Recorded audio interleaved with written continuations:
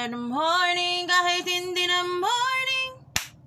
What's up, everybody? And yes, I look weird right now kasi init. Gigigil na ang person sa init talaga na ito. Opo. Ayun. How are your Lenten season going so far? For some people, ang Holy Week ay bakasyon en grande. Uuwi sa probinsya, spend time with the family. Kudos to you on that.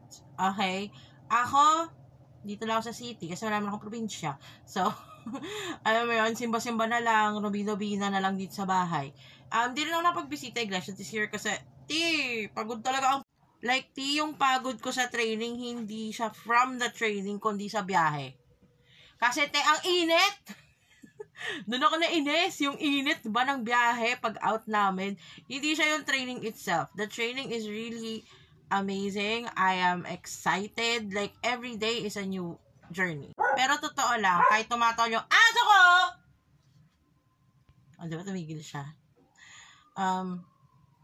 Yung natuloy yung sasabihin ko, Nico, para kang others. Pero totoo lang, woo! Tignan mo. Pag may sasabihin ako, sasabihin din siya. Nico! Yung init lang talaga yung reklamo ko. Like, honestly, ang biyahe ko minsan, papunta mabilis. Pag pauwi, medyo matagal kasi maglalakad. Maraming lakad. And I'm not complaining about that. Like, that's exercise. Pero ito yung init talaga. Oh my God! Lord! Starter pack na ba ito sa baba? Ayoko! Doon sa mga kinakaya yung init ng panahon ngayon na walang aircon, how? How? Kasi tignan nyo yung blouse ko, basang-basa na. Kakagising ko pa lang like 15 minutes ago.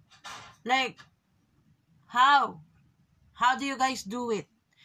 Wala electric fan, walang aircon. Like, alam nyo bakit ko to natatanong? Kasi yung isa naming kapitbahay, hindi ko alam, baka siguro nag-wet wipes kasi itong si ate bago lumabas ng bahay. Ang fresh. Talagang fresh. Mas fresh ka pa sa gulay sa palengke talaga. Mas fresh ka pa talaga sa flowers sa garden. Diyos ko!